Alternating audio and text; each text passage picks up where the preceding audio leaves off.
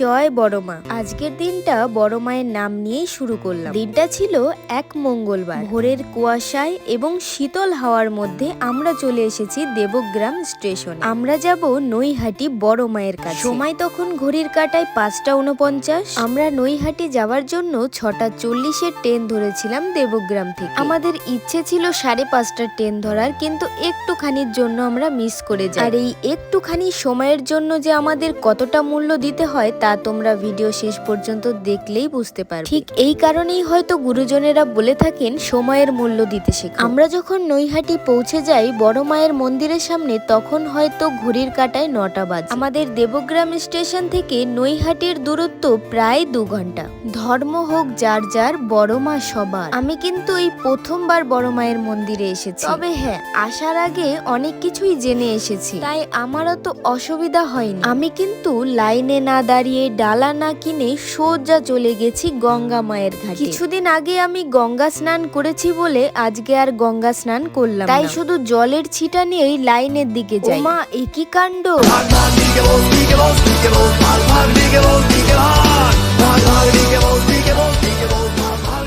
এটা লাইন না রেলগাড়ি তাই বুঝতে পারলাম। আনুমানিক 2 কিলোমিটার হেঁটে আসার পর আমরা লাইনের শেষ পেলাম। আমি মনে মনে ভাবলাম হয়তো আমরাই সবার শেষ, আজকে হয়তো আমরা খুব লেট করে এসেছি। কিন্তু না, 2 মিনিট দাঁড়াতে না দাঁড়াতে আমাদের পেছনেও পড়ে গেল অনেক বড় একটা লাইন। আর সেদিন ছিল প্রচন্ড গরম, তাই আমার ভাই একটু অসুস্থ হয়েও পড়েছিল। ফাইনালি 2.5 থেকে 3 ঘন্টা দাঁড়ানোর পর আমরা বড় মায়ের মন্দিরের সামনে পৌঁছাতে পারলাম। তবে হ্যাঁ, সেদিন আমরা একটু ক্লান্তই হয়ে পড়েছিলাম, কারণ আমরা বাড়ি থেকে গিয়েছিলাম উপোস করে, আর ওপর থেকে দিচ্ছিল সূর্য মামার তাপ, আর নিচে পাকা রাস্তার গরম। সবকিছু মিলিয়ে একদম একাকার হয়ে উঠেছিল। আর তখনই ভাবলাম আগের ট্রেনটায় আসতে পারলে হয়তো আরেকটু কষ্ট কম হতো। তাই সময়ের মূল্য সব সময় করতে হয়। বাইরে থেকে মন্দিরের ভেতরে ঢোকার পরও 30 মিনিট আমাদের লাইনে দাঁড়িয়ে থাকতে হয়। অবশেষে আমরা মায়ের দর্শন পেলাম, যেই মুহূর্তটার জন্য